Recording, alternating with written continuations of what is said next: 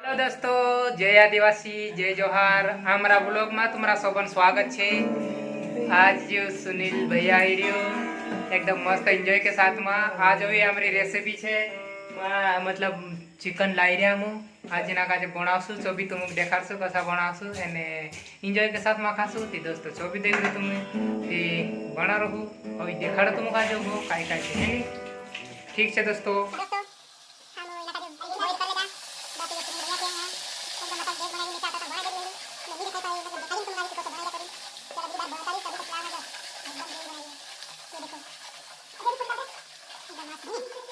तो अरे बापले मास खाने से मुझ आवे यार। एक और खाने दुख यार तो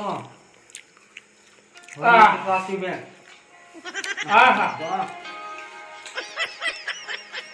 वास्तव में यार रसन सी है।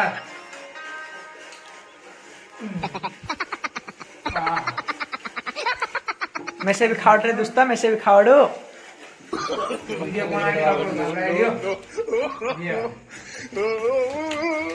आज दोस्तों खाना लगा निकाले वाह 12 नंबर दोस्तों मां सत्र तुम काले रावणा से मसालो ने करले सामु बाकी दोस्ता इरखन जो मसाला ग्रेवी तैयार है रे देख ये एकदम ग्रेवी।